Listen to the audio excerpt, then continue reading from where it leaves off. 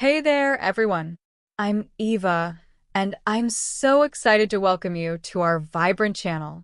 It's fantastic that you've chosen to join us and take the first steps toward mastering your listening, reading, and comprehension skills.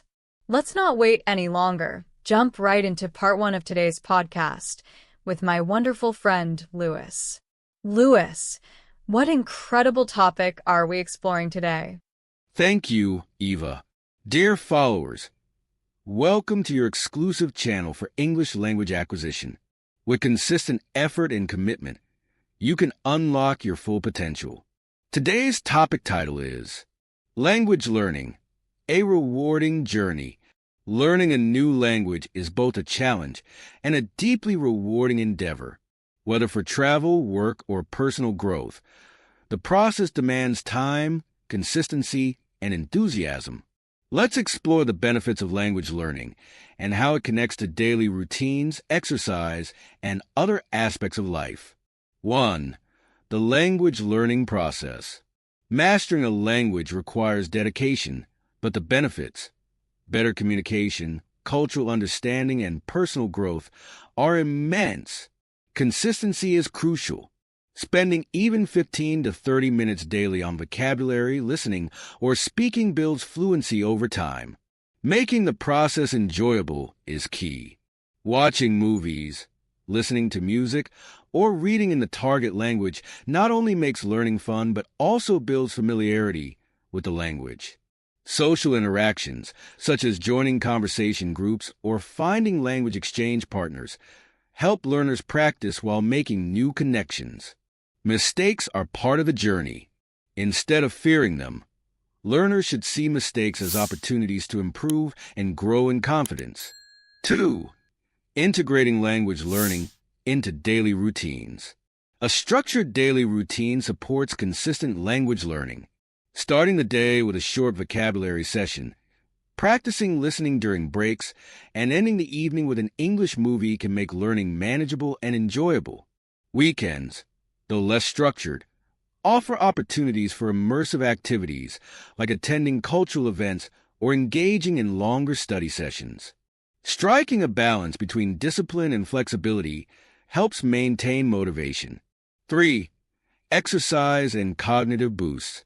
Exercise improves brain function, focus, and memory, all essential for language learning. Combining physical activity with practice, like listening to language podcasts while jogging or walking, makes the process even more productive. Additionally, exercise reduces stress, helping learners maintain a clear and focused mindset, which is vital for absorbing new information. 4. Homes and cultural understanding. Talking about homes in the target language offers both practical learning and cultural insights.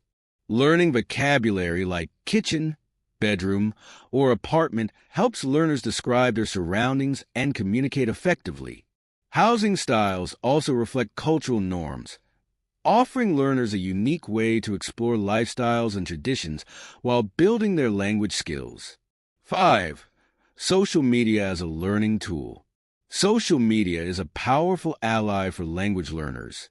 Platforms like Instagram, Twitter, and Facebook expose learners to authentic language use, idioms, and slang. Interacting with content, commenting on posts, or participating in discussions enhances reading and writing skills.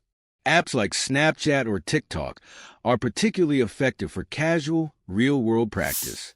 That was the topic of the day, Eva. Thank you for listening. Great job, Lewis. That was such an engaging discussion.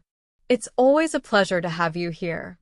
Dear followers, let's dive straight into part 2 of this fantastic episode.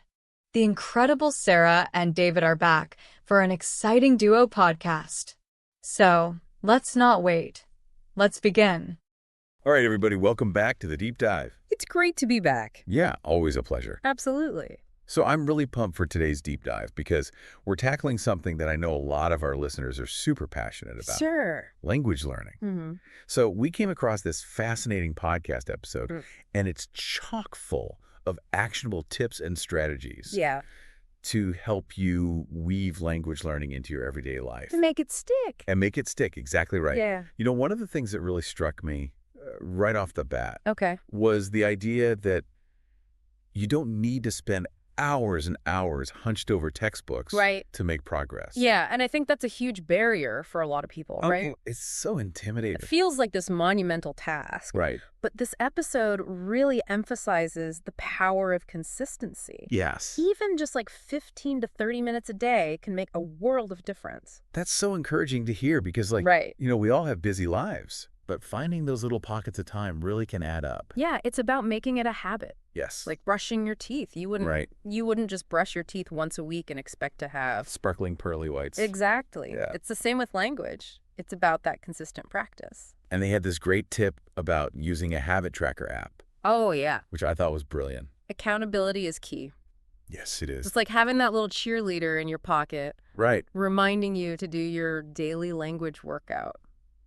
I love that, a language workout. Okay, so we've got those minutes carved out. Yeah. Now, how do we make them count? Well, the episode talks a lot about immersion. Yeah. Which essentially means surrounding yourself with the language as much as possible. I've tried, like, watching movies in Spanish with subtitles. Yeah, that's a great start. But what are some other ways to really create that immersive environment? So think about it this way. Mm-hmm. You want to build this little language bubble around yourself. A language bubble. I like that. Even if you're not physically in a country where it's spoken. Right. So you've got movies, you've got music. Podcasts, even just changing your phone's language settings. Oh, that's a good one. Yeah, it forces you to think in the language. Right. And then for those who are really serious about pronunciation, there's this technique called shadowing. Shadowing, what's that? So you basically listen to a native speaker Okay. and you try to mimic their intonation Oh, wow. and their rhythm as closely as possible. That sounds intense. It is, but it's super effective for perfecting your accent. Okay. I'm going to have to try that one. So we're immersing ourselves. We're getting consistent practice. Mm-hmm. But let's face it, we all make mistakes along the way. Oh, yeah, for sure. I mean, I once tried to order coffee in Italian, Uh-oh.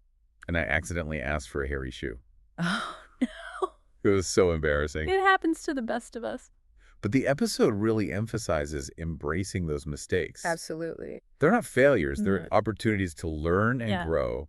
Exactly. They're signposts. Oh, Or yeah. pointing you in the right direction. I like that. So how do we take all this and build a solid routine? Well, they suggest looking at your day-to-day life Okay. and finding those little pockets of time where you can sneak in some language practice.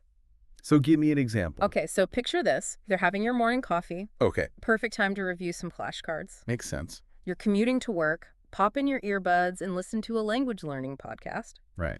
And before you drift off to sleep, Yeah. unwind with a foreign film. It's all about integrating it Exactly. into your existing routine. Yeah, making it a seamless part of your life. Okay, so that's weekdays. What about weekends?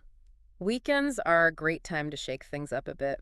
Oh, okay. How so? Maybe you check out a local cultural event, Oh, fun. or you have a marathon study session. Oh, Treat yourself to a language feast? a language feast, exactly, or even try a language exchange platform online.